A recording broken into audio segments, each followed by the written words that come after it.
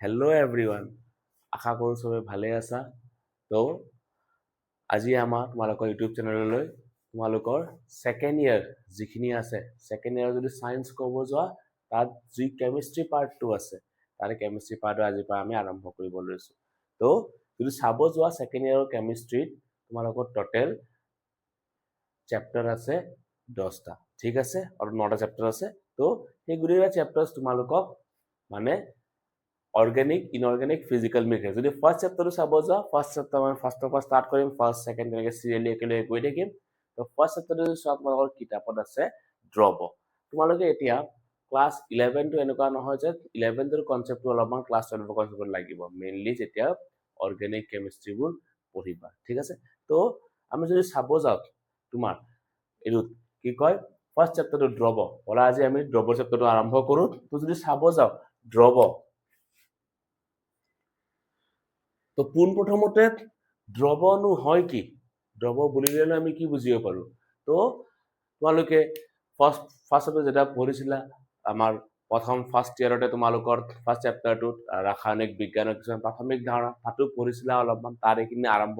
তাৰ বস্তুখিনি ইয়াতে আমাৰ আছে। তো দ্ৰৱ, আমাৰ দ্ৰৱ কি হয়? আমাৰ দ্ৰৱ বেলেগ একো নহয়, এটা আমাৰ ক'ব গ'লে সমহত্ত মিশ্ৰ হয়। সমহত্ত মিশ্ৰকে আমি কি বুলি ক'ব, মানে আমাৰ দ্ৰৱ এটা কি হয়, সহজভাৱে আমি ক'ব পাৰো যে দ্ৰৱ এটা মোৰ সমহত্ত মিশ্ৰ হয়, য'ত যি আমাৰ ক'ব গ'লে যৌগবোৰ আছে বা যি আমাৰ মৌলবোৰ আছে সম্পূৰ্ণভাৱে মিলিত হৈ কিনে থাকে, ঠিক আছে। আমি ক'ব পাৰো যে 2 বা অধিক উপাংশৰ সমহত্ত মিশ্ৰকে আমি কি বুলি ক'ব পাৰো? দ্ৰৱ বোলে। তো দুটা হ'ব পাৰে, সাপোজ মই যদি বনাই দুটা বস্তু, যিকোনো দুটা বস্তু এ আৰু বি যদি মিহলাই আছো, তো সেই এ আৰু বি যদি মোৰ সমানভাৱে মিহলি হৈ যায়, তেতিয়া মোৰ যোনটো বনিব সেইটোক মই কোৱা যাব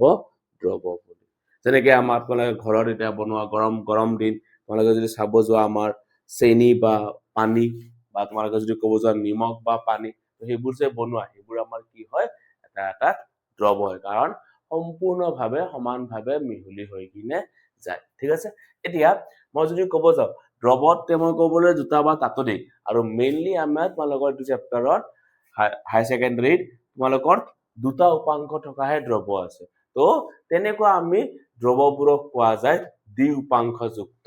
দ্ৰৱ বুলি, ঠিক আছে। তো দ্বি উপাংশযুক্ত দ্ৰৱ যদি কোৱা, তাত মানে বেলেগ একো নহয়, দুটা উপাংশহে আছে। তো এতিয়া আমি গম পালো যে আমাৰ দ্ৰৱত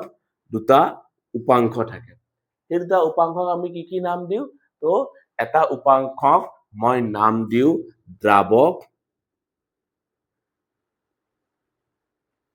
আৰু এটা উপাংশক মই নাম দিওঁ দ্ৰাব্য, ঠিক আছে। তো হয় কিনো দ্ৰাৱক আৰু দ্ৰাব্য? তো আমাৰ যোনটো এটা দ্ৰৱত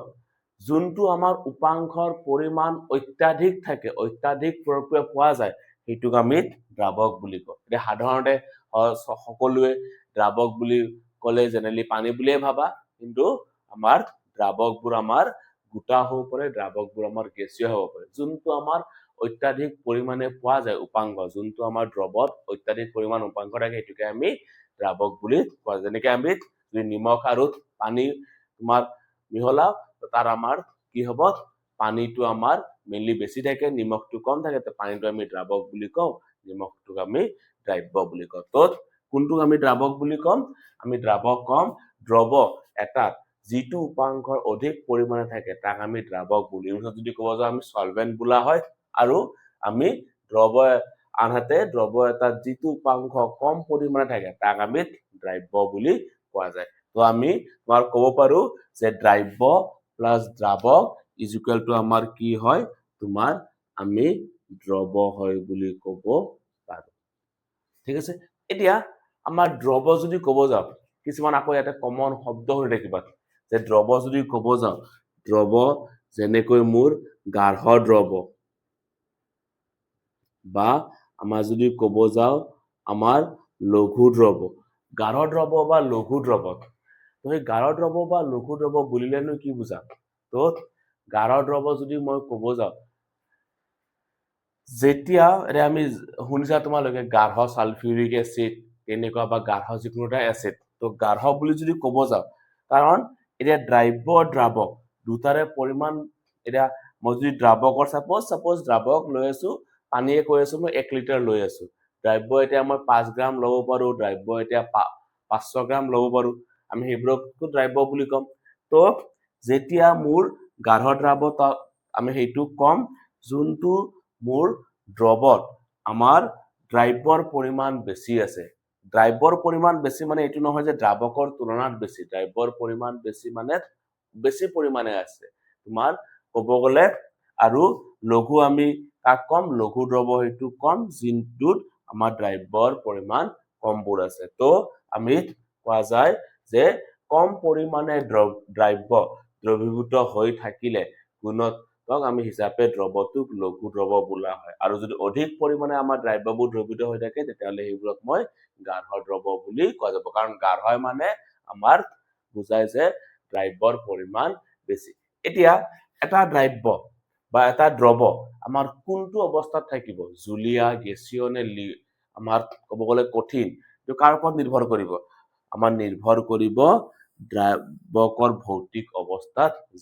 দ্ৰাৱকৰ যি ভৌতিক অৱস্থা হ'ব সেয়েহে আমাৰ দ্ৰৱৰো ভৌতিক অৱস্থাবোৰ হ'ব। ঠিক আছে, তো এইখিনি আমাৰ বেচিক্স আছিলে যে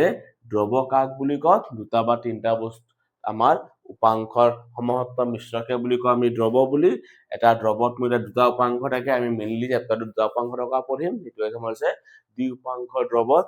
তাৰপিছত এটা দ্ৰৱত মোৰ যি দুটা উপাংশ থাকে, এটাক মই দ্ৰাব্য বুলি কওঁ, এটাক দ্ৰাৱক বুলি কওঁ। দ্ৰাব্য হৈছে যোনটো পৰিমাণ মোৰ কম থাকে আৰু দ্ৰাৱক হৈছে যোনটোৰ পৰিমাণ অত্যাধিক থাকে। আৰু গাঢ় দ্ৰাৱ আৰু এটা লঘু দ্ৰৱ থাকে। গাঢ় দ্ৰাৱ মানে দ্ৰাব্যৰ পৰিমাণ বেছি আৰু লঘু দ্ৰাৱ মানে মোৰ দ্ৰাব্যৰ পৰিমাণ কম। যেনেকে মই যদি ক'ব যাওঁ, আমি যদি কওঁ যে গাঢ়ত ছালফিউৰিক এচিড, গাঢ় ছালফিউৰিক এচিড মানে কি, যে তাত যিমানখিনি পানী আছে সেই পানীৰ তুলনাত ছালফিউৰিক এচিডৰ পৰিমাণো সমানেই আছে, মানে বেছি আছে। মই যদি চাপ'জ এটা বস্তু 1 লিটাৰ পানী লৈ আছো আৰু তাত যদি 5 গ্ৰাম মই নিমখ লৈ আছো, সেইটোক মই কোৱা যাব লঘু দ্ৰৱ বুলি। আৰু যদি তোমাৰ 1 লিটাৰ পানী লৈ আছো আৰু তাত যদি মই তোমালোকৰ ক'ব যোৱা 500 গ্ৰাম পানী লৈ আছো বা 750 গ্ৰাম যদি নিমখ লৈ আছো, তো সেইটোক মোৰ কোৱা যাব আমাৰ গাঢ় দ্ৰাৱ বুলি। ঠিক আছে, এতিয়া আমাৰ বলা ইহঁতৰ যিবোৰ কিছুমান উদাহৰণ, সেইকাৰণে আমি ক'ব পাৰো যে দ্ৰাৱকৰ ইয়াতে যদি চোৱা 9টা ভাগ কৰি দিয়া আছে। 9টা ভাগ কি হিচাপত দ্ৰৱ এটাৰ, যে এতিয়া দ্ৰাৱকটো মোৰ গেছীয় হ'ব পাৰে, দ্ৰাৱকটো মোৰ জুলীয়া হ'ব পাৰে আৰু দ্ৰাৱকটো মোৰ কঠিনো হ'ব পাৰে। সেই হিচাপত দ্ৰাব্যটো মোৰ গেছীয়, জুলীয়া তিনিটা অৱস্থাত থাকিব, চেম জুলীয়া দ্ৰৱৰ কাৰণে, চেম কঠিন দ্ৰৱৰ কাৰণে। আৰু যদি চাব যোৱা তুমি 2026তে ইয়াৰ এটা এক্সাম্পলৰ এটা উদাহৰণ লিখিব দিছে, যে এটা এক্সাম্পল দি দিছে যে জুলীয়া হৈ গ'ল বা জুলীয়া গেছীয় দ্ৰৱৰ এটা উদাহৰণ লিখা। তো প্ৰথম যদি ক'ব যাওঁ গেছীয় দ্ৰৱ, তো গেছীয় দ্ৰৱ বুলি ক'লে কি বুজো, যে আমাৰ দ্ৰাৱকটো গেছীয় লগতে দ্ৰাব্যটো গেছীয় আছে। এতিয়া তাৰ উদাহৰণটো কি হৈছে, আমাৰ বায়ুমণ্ডলত যিমান চোৱা গেছীয় আমাৰ যিমান বস্তুবোৰ আছে, নাইট্ৰজেন, অক্সিজেন মিক্স হৈ আছে যে, তো সেইবোৰকে আমি কি বুলি ক'ম, গেছীয় দ্ৰাৱ। দেন জুলীয়া গেছীয় দ্ৰাৱ, চেম আমাৰ নাইট্ৰজেনত তোমাৰ ক'ব গ'লে ক্লৰফৰ্ম মিক্স হৈ থকা। আমাৰ যদি ক'ব যাওঁ গোটা গেছীয় দ্ৰৱত আমাৰ চেম নাইট্ৰজেনত আমাৰ কৰ্ফুৰ মিহলি হৈ থকা। ঠিক আছে, উদাহৰণবোৰ অলপ চাই থৈ দিবা। যেন জুলীয়া মানে আমাৰ জেনেৰেলি পানীয়ে বুজাও। তো এতিয়া যদি গেছীয় জুলীয়া কওঁ, আমি যেনেকে আমাৰ পানীত অক্সিজেনবোৰ দ্ৰৱীভূত হৈ আছে, তো এটা মোৰ জুলীয়া গেছীয়। যদি ক'ব যাওঁ জুলীয়া আমাৰ পানীত যদি ক'ব যাওঁ আমি যিকোনো এটা এলকহল দিয়া, ইথানল মেইনলি দিয়া, সেইটো আমাৰ জুলীয়া দ্ৰৱত। আৰু যদি ক'ব যাওঁ জুলীয়া গোটা, আমাৰ পানীত গ্লুক'জ বা পানীত নিমখ দিয়া। ঠিক আছে, চেম কঠিন যদি আমাৰ ক'ব যাওঁ গেছীয়, আমাৰ পেলাডিয়ামত হাইড্ৰজেন গেছ দ্ৰৱ হৈ থাকে। দেন কঠিনত যদি ক'ব যাওঁ জুলীয়া, আমাৰ ছডিয়াম আৰু মাৰ্কুৰী যোনটো আমাৰ থাৰ্মোমিটাৰত পোৱা যায়। আৰু যদি আমাৰ কঠিন ক'ব যাওঁ, আমাৰ যিমান যি এলয়বোৰ আছে, যেনেকে আমাৰ ব্ৰাছ হৈ গ'ল, আমাৰ এইবোৰ গোটেইবোৰ আমাৰ কি হয় এটা এটা ক'ব গ'লে আমাৰ উদাহৰণ হয় পৰে ঠিক আছে উদাহৰণবোৰ এবাৰ সবে ভালকৈ চাই থৈ দিবা কাৰণ 2026তে ইয়াৰ পৰা এটা প্ৰশ্ন আহিছিলে যে উদাহৰণটো লিখা বুলি দেন বলা আমি এতিয়া সেই দ্ৰৱবোৰক কেনেকৈনো প্ৰকাশ কৰিব পাৰি তো আমাৰ যেতিয়াও তোমালোকে এটা দ্ৰৱ কোৱা তেনেকা যিকোনো এটা বস্তু এটা দ্ৰৱ যদি ক'ব যাওঁ সেই দ্ৰৱক মই প্ৰকাশ কৰা বিভিন্ন আমাৰ ধৰণ আছে যেনেকে মই এটা দ্ৰৱ কওঁ যে 50 সাপোজ শতাংশ প্ৰকাশ কৰিব পাৰো বিভিন্ন ফাৰ্ষ্ট ইয়াৰ চাইছিলা মোলালিটি সেইবোৰতো বা মোল ভগ্নাংশ সেইবোৰতো প্ৰকাশ কৰিব পাৰো তো প্ৰথম আমাৰ তোমাৰ যদি ক'ব যোৱা প্ৰকাশ কৰাটো হৈছে শতাংশ মই অকল শতাংশ বুলি কৈ আছো কিয় এটা সেই শতাংশ মোৰ ভিন ভিন হ'ব পাৰে কেনেকুৱা এতিয়া সেই শতাংশটো মই যেনেকে যদি ক'ব যাওঁ ভৰৰ শতাংশ হ'ব পাৰে বা এই শতাংশ মোৰ ভৰ আয়তন শতাংশ হ'ব পাৰে বা সেই শতাংশটো মোৰ আয়তন শতাংশ মানে আয়তন শতাংশ হ'ব পাৰে বা সেম সেই শতাংশটো মোৰ আয়তন ভৰ শতাংশ হ'ব পাৰে তো জেনেৰেলি শতাংশ বুলিলে কি বুজা এতিয়া তোমালোকে জেনেৰেলি শতাংশ আগতে ওলাই বুজা তোমালোকৰ যেতিয়া পৰীক্ষাত ৰিজাল্ট দিয়ে তেনেহ'লে তুমি সকলোৱে পাৰ্চেন্টেজটো ওলোৱা তেতিয়াতো শতাংশটো ওলাই যায় তো কেনেকে ওলোৱা যায় শতাংশটো তো এইটো আমাৰ তোমালোকে জানা চাগে শতাংশ কেনেকে ওলোৱা যায় তোমালোকে যিমান মুঠ নম্বৰ পাইছা পৰীক্ষাত সাপোজ কৰিছো তোমালোকে যিমান মুঠ নম্বৰ পাইছা পৰীক্ষাটোত ডিভাইডেড বাই পৰীক্ষাৰ যিমান মুঠ নম্বৰ আছে যেনেকে সাপোজ ভাবিলা তোমালোকৰ পৰীক্ষাত 600 নম্বৰ আছিলে আৰু তোমালোকে পাইছা বোলে 500 তো বা 550 তো তোমালোকে যিমান পাইছা 550 বা 500 হৰণ আমাৰ 600টো শতাংশৰ কাৰণে আমি কি কৰো 100% 100 শতাংশ পূৰণ কৰিলো তো এটা যিকোনো বস্তু যদি ক'ব যাওঁ ভৰ শতাংশ কি হ'ব তো এতিয়া ভৰ শতাংশ যদি ক'ব যাওঁ এতিয়া ইয়াত যদি চাব যোৱা আমাৰ কি আছে দ্ৰৱৰ গাঢ়তাৰ প্ৰকাশ তো গাঢ়তা বুলিলে মই কি কৈছিলো অলপ আগতে গাঢ়তা বুলিলে বেলেগ একো নহয় যেতিয়া মই কি কৰো তোমাৰ ক'ব গ'লে আমি যেতিয়াও দ্ৰব্যৰ পৰিমাণবোৰ বুজাও তো যেতিয়া এইবোৰ প্ৰকাশ কৰিম আমাৰ কাৰ পৰিমাণটো নিৰ্ণয় কৰি আছো আমি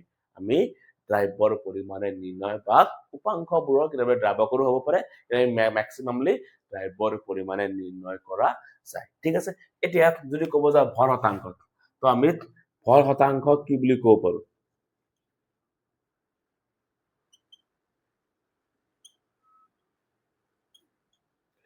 তো ভৰ শতাংশ কাক বুলি ক'বা জেনেৰেলি শতাংশ কেনেকে ওলাইছিলা তোমালোকে আগতে জানিছিলা তোমালোকে কিমান মুঠ নম্বৰ পাইছা আৰু হৰণ কিমান টোটেল আছিলে তো আমাৰ যিমান দ্ৰৱত উপাংশৰ যিকোনো উপাংশ মানে এতিয়া মেইনলি দ্ৰৱত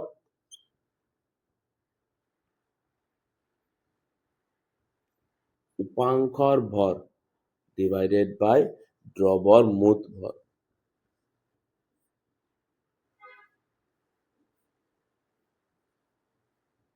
ঠিক আছে এতিয়া আৰু ইনটু ওভাৰঅল ইনটু ইয়াতে 100 শতাংশ জেনেৰেলি যদি ক'ব যাওঁ এইটো বুজাই কিন্তু একচুৱেলি শতাংশ যিকোনো এটা বস্তু বুজাই কি মই যদি কওঁ 98% শতাংশ 90 শতাংশ বা 80 শতাংশ 85 মানে কি বুজায় যে 100ৰ তুলনাত মোৰ কিমান আছে 100ৰ তুলনাত মই যে মানে 85 তেনেকুৱা মান আছে বা 100ৰ তুলনাত মোৰ 90 আছে বা 100ৰ তুলনাত মোৰ 95 আছে তো সেই ভৰ শতাংশটো কি বুজায় যে ভৰ শতাংশ যদি ক'ব যাওঁ সাপোজ মোৰ 10 শতাংশ ভৰ তো কি বুজাম যে সেইটো বস্তু 100ৰ তুলনাত 10 আছে এতিয়া আমি ভৰ বুজাই আছো ভৰৰ একক আমাৰ গ্ৰাম তো বা কিলোগ্ৰাম মানে 100 গ্ৰামৰ তুলনাত সেইটো মোৰ 10 গ্ৰাম আছে বা আমাৰ যদি ক'ব যাওঁ 100 কেজিৰ তুলনাত সেইটো মোৰ ক'ব গ'লে 10 কেজি আছে যেনে আমি গ্ৰামতে বুজোৱা যায় তো আমি 100 গ্ৰামৰ তুলনাত ক'ব পাৰো যে আমাৰ 10 গ্ৰাম আছে মানে যিকোনো এটা বস্তুৰ 100ৰ তুলনাত কম্পেয়াৰ কৰি আছে যে 100ৰ তুলনাত তাৰ কিমান হ'ব মই যদি কওঁ 40 ভৰ এটা আছে তাৰ আমি কি বুজিম যে তাৰ দ্ৰৱটোৰ 100ৰ তুলনাত সেইটো বস্তুটোৰ ভৰ মোৰ 40 গ্ৰাম আছে ঠিক আছে তো এটা প্ৰশ্ন আছে তোমালোকৰ কিতাপত চাবলৈ আমি প্ৰশ্নটো ইয়াৰ ভৰ শতাংশৰে প্ৰশ্নটো হৈছে যে মোৰ 22 গ্ৰাম বেঞ্জিনত 122 গ্ৰাম কাৰ্বন টেট্ৰাক্লৰাইড দ্ৰৱীভূত হৈ থাকিলে দ্ৰৱটোত থকা বেঞ্জিন আৰু কাৰ্বন টেট্ৰাক্লৰাইডৰ ভৰ শতাংশ নিৰ্ণয় কৰা তো আমি যদি চাব যাওঁ ইয়াতে আমাৰ কি দিয়া আছে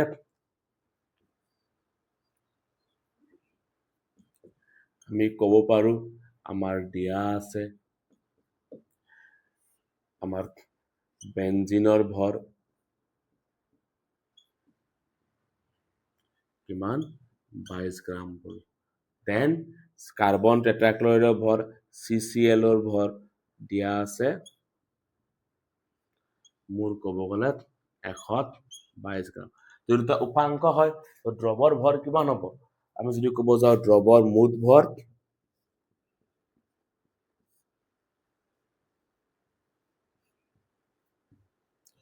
দ্ৰৱৰ মুঠ ভৰ যোগ হ'ব 22 প্লাস 122 মানে 144 গ্ৰাম এইটো কি হৈ গ'ল মোৰ দ্ৰৱৰ মুঠ ভৰ ইয়াতে মই কৈ দিছো বাৰু যি দিয়া আছে বেঞ্জিনৰ যেনেকে ইয়াত লিখি দিছো বেঞ্জিনটো মোৰ দ্ৰব্য হয় কাৰণ তাৰ পৰিমাণ কম আছে কাৰ্বন টেট্ৰাক্লৰাইডটো মোৰ দ্ৰাৱক হয় তাৰ পৰিমাণটো বেছি আছে বুলো ঠিক আছে এতিয়া আমি কি জানো যে আমাৰ ভৰ শতাংশ কি হয় আমি যদি ক'ব যাওঁ আমাৰ ভৰ শতাংশটো কি হয় এটা মই যদি কাৰ ভৰ শতাংশ ওলাব দিছে মোৰ বেঞ্জিনৰো ওলাব দিছে আৰু মোৰ কাৰ্বন টেট্ৰাক্লৰাইডৰো ওলাব দিছে তো মই যদি ক'ব যাওঁ আমাৰ বেঞ্জিনৰ ভৰ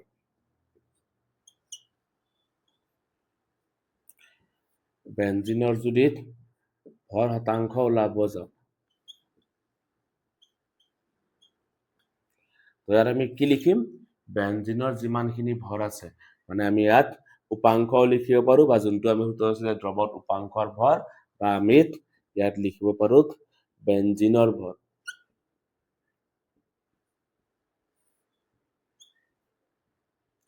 divided by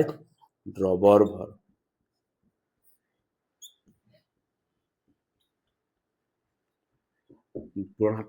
শতাংশত এটা বেঞ্জিনৰ ভৰ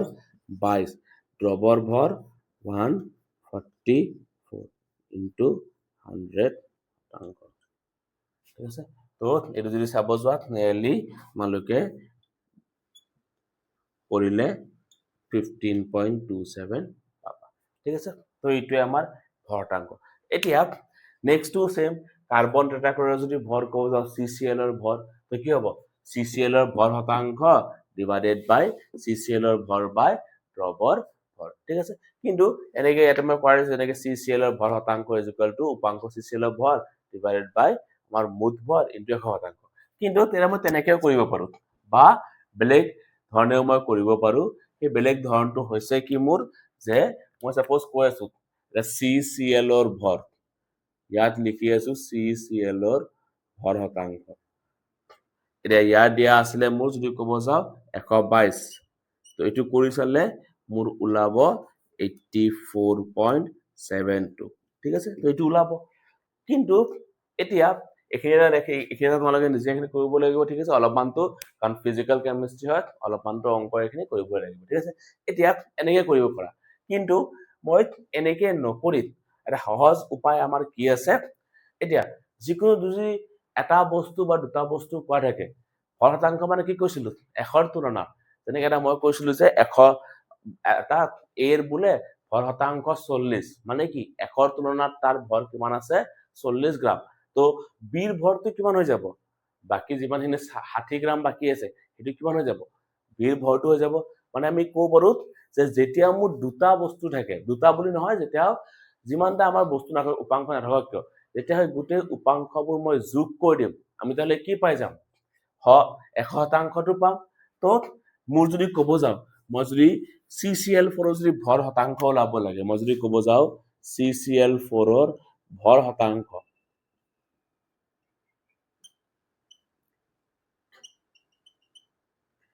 এইটো মই কেনেকৈ ওলাম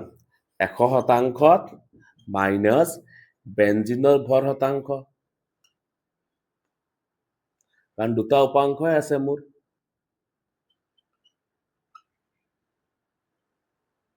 ঠিক আছে তো দে 100 মাইনাছ ব্যঞ্জনটো কিমান পাইছিলো 15.27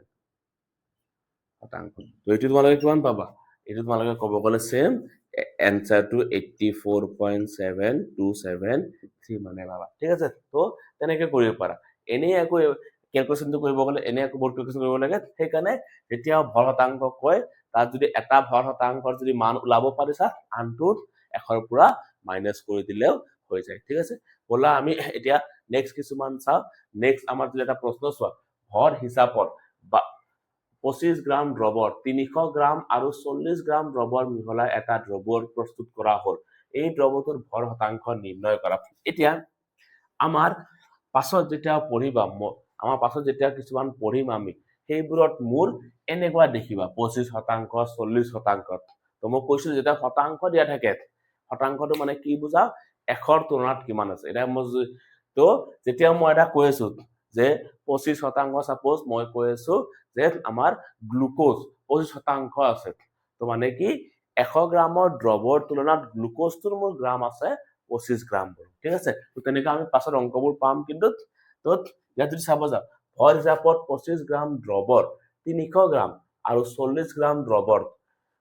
আর 40 শতাংশ দ্রবর 400 গ্রাম মিহলাই এটা দ্রব প্রস্তুত করা হল তো মই যদি কব যাও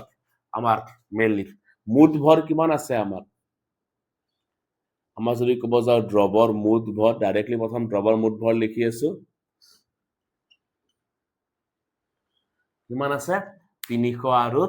আৰু যদি কব যাও আমি 300 প্লাস 400 আছে মানে 700 আছে এইটো গ্রাম দিয়া দেন আমাৰ এটা ভৰ হিচাপত কি কৈছে 20-25 শতাংশ দ্ৰৱৰ 300 গ্ৰাম আৰু 40 শতাংশ দ্ৰৱৰ মোৰ ক'ব গ'লে 400 গ্ৰাম মিহলাই এটা দ্ৰৱ প্ৰস্তুত কৰা হ'ল এই দ্ৰৱটোৰ ভৰ শতাংশ এতিয়া মই যদি এইটো আমাৰ দ্ৰৱৰ মুঠ ভৰ এটা ইয়াত যি দ্ৰব্যবোৰ হ'ব বা আমি যোনটো বনাব লাগে সেইটো মুঠ ভৰ কিমান তো আমি যদি ক'ব যাওঁ আমি যদি দ্ৰব্যৰ যদি আমি মুঠ ভৰ ওলাব যাওঁ আমি যদি ক'ব যাওঁ যে দ্ৰব্যৰ মুঠ ভৰ দ্ৰব্যৰ ভৰ তো কিমান আছে দ্ৰব্যৰ ভৰটোত ক'ব গ'লে আমি যদি ক'ব যাওঁ দ্ৰব্যৰ ভৰটো যে 25 শতাংশ 25 শতাংশ মানে 25 বাই 3 কিমানৰ আছে 300 গ্ৰামৰ আৰু কাক মিহলাইছে 40 শতাংশ কাৰ তোমালোকৰ ক'ব গ'লে 400 গ্ৰামৰ ঠিক আছে তো এইটো চালে কি হ'ব 19 যাব তোমালোকৰ ক'ব গ'লে 75 প্লাস 160 পাবা এইটো ঠিক আছে মানে 230 ঠিক আছে তো এটা সেম ভৰ শতাংশ কি হ'ব দিব আমাৰ ভৰ শতাংশ কিমান আমাৰ কিমানখিনি ভৰ আছে দ্ৰব্য উপাংশৰ ভৰ 235 মুঠ ভৰ 700 গ্ৰাম তো ভৰ শতাংশ কি হ'ব 235 ডিভাইডেড বাই 700 ইনটু 100 শতাংশ তো চোৱা এইটো লিখিছো যে দ্ৰব্যটোৰ ভৰ শতাংশ দ্ৰৱত উপাংশৰ ভৰ ডিভাইডেড বাই দ্ৰৱৰ মুঠ ভৰ এইটো তোমালোকৰ দ্ৰৱ হ'ব ঠিক আছে তো 235 ডিভাইড বাই 700 এইটো ক্যালকুলেশন কৰোতে মই 100 শতাংশ পাইছো আৰু আমাৰ সেম তেনেকুৱা কিছুমান আছে আয়তন শতাংশ এতিয়া ভৰ মানে কলো আয়তন মানে কি বুজিম আয়তন মানে মোৰ কি হয় যে যেতিয়াও 100 ml বা 100 লিটাৰৰ তুলনাত যেতিয়া মই তাৰ আয়তনটো ওলোৱা যায় মানে কিবা এটা যদি কওঁ যে 10 শতাংশ ব্ৰেকেটত লিখি দিলো আয়তন বা আয়তন মানে কি বুজিম যে 100 ml বা 100 লিটাৰৰ তুলনাত সেই বস্তুটোত এক মানে মোৰ সেই 10 ml বা লিটাৰ বস্তুহে তাত পোৱাত গৈ আছে মানে সেইকাৰণে আয়তন শতাংশ সেম সববোৰ শতাংশ একে হ'ব তো আয়তন শতাংশ মানে আমাৰ দ্ৰৱৰ উপাংশৰ আয়তন ডিভাইডেড বাই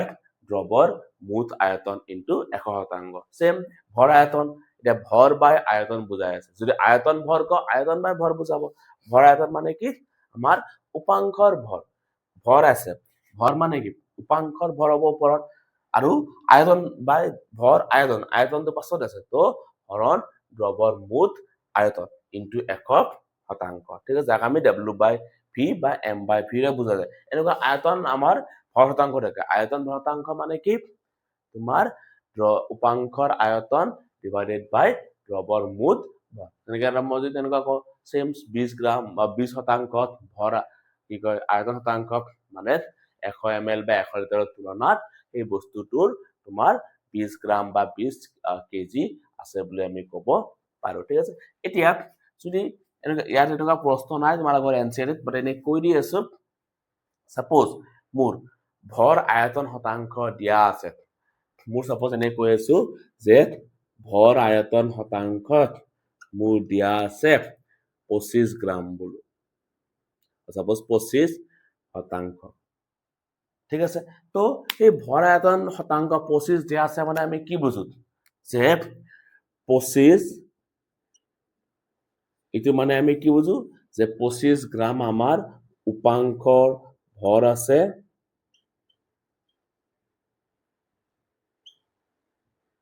আমাৰ 100 ml দ্ৰৱত ঠিক আছে এতিয়া তোমালোকক যদি পৰীক্ষাত বা প্ৰশ্নটো যদি সুধিছে আমাৰ যে দ্ৰৱটোৰ ভৰ শতাংশ নিৰ্ণয় কৰা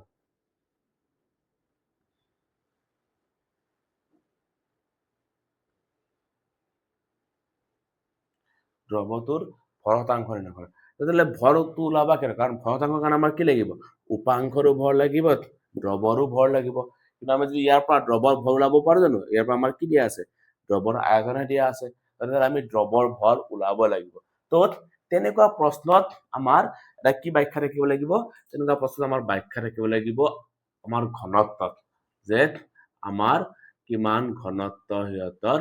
আছে দ্ৰৱৰ এনেকৈ দ্ৰৱৰ ঘনত্ব ব্যাখ্যা থাকিব লাগিব সাপোজ যদি মই কও 1.25 গ্রাম per ml তো হিসাবতে আমি কৰিব যাম 1.25 গ্ৰাম per ml মানে তোমাৰ আমি কি জানো যে ঘনত্ব = ভৰ বাই আয়তন যেহেতু ঘনত্ব মোৰ দ্ৰৱৰ দিয়া আছে তো দ্ৰৱৰে ভৰ হ'ব দ্ৰৱৰে আয়তন হ'ব তো দ্ৰৱৰ আয়তন 100 ml পাই আছা দ্ৰৱৰ ভৰটো ওলাই ল'ব পাৰিবা দ্ৰৱৰ ভৰ কি হ'ব আয়তন ইনটুত মানে ইয়াৰ পৰা যদি ক'ব যাম যে দ্ৰৱৰ ভৰ কি হ'ব যে ঘনত্ব ইনটুত আয়তন দ্ৰৱৰ জেসে 1.25 দিয়া আছে 100 দিয়া আছে দ্ৰৱ ভৰাই যাব তাৰ পাছত ভৰ শতাংশটো ওলাই যাব ঠিক আছে তো কেতিয়াবা যদি এনেকুৱা থাকে মোৰ শতাংশ মানে এনেকুৱা থাকিলে ঘনত্ব ব্যাখ্যা থাকিবই লাগিব ঘনত্বৰ পৰা মই এটো কৰিব এটা আকৌ তোমালোকৰ এটা আছে নিযুতাংশ এটা নিযুত বুলি কি বুজা এক নিযুত এক তেনেকুৱা যদি ক'ব যাও তো নিযুত শতাংশ আমি ইংলিছত কোৱা যায় পাৰ্টস পাৰ মিলিয়ন ঠিক আছে ppm এককটো পাই থাকিবা তো নিযুতাংশ মানে কি যে এক নিযুতৰ তুলনাত যিকোনো এটা বস্তুৰ যিমানখিনিত ভৰ আছে মানে দ্ৰৱৰ উপাংশৰ এটাৰ অংশৰ সংখ্যা ডিভাইড বাই দ্ৰৱৰ মুঠ আমাৰ অংশৰ সংখ্যা 10⁻⁶ মানে মই যদি ক'ব যাও যে 50 ppm মানে এক নিযুতৰ তুলনাত তাৰ 50 বা এক নিযুত গ্ৰামৰ তুলনাত তাৰ 50 গ্ৰামহে আছে বহুত কম সংখ্যাত তো নিযুতাংশ মানে আমি এটো বুজাই আমাৰ কোড ব্যৱহাৰ হয় নিযুতাংশত আমাৰ নিযুতাংশ যিমান যে আমি চোৱাইতে আমাৰ বায়ুমণ্ডলত যিমান যে আমাৰ গেছীয়বোৰ থাকে তো সেই গেছীয়বোৰ যদি আমি মিশ্ৰবোৰ যদি মানে দ্ৰৱবোৰ যদি চাব যায় তো তেতিয়া আমি নিযুতাংশ বা আমাৰ যিমান যে প্ৰদূষণবোৰ আছে এই প্ৰদূষণবোৰ আমাৰ ব্যাখ্যা কৰা হয় নিযুতাংক আমাৰ এইবোৰ ভৰ আয়তনবোৰ পাই থাকা তোমালোকে মেডিসিন খোৱা বা তাৰ পাছত চোৱা দেখিবা যে 25% 2.5 শতাংশ তেনেকুৱাবোৰ থাকে ঠিক আছে তো এখিনি অলপ চাই লবা অংকটো দেন আমি নেক্সট ক্লাছত তোমালোকৰ আকৌ ইয়াৰে তোমাৰ বস্তুবোৰ ডিসকাস কৰিম কিছুমান যিবোৰ আমাৰ মেইনলি এক্সামত আহি থাকে মোল ভগ্নাংশটো আছে মোলাৰিটি আছে তো এখিনি তোমালোকৰ চাবা এবাৰ ভালকৈ কিবা প্ৰবলেম থাকিলে কিবা ডাউট থাকিলে কবা ঠিক আছে আশা কৰো তোমালোকক নেক্সট ভিডিঅত লগ পাম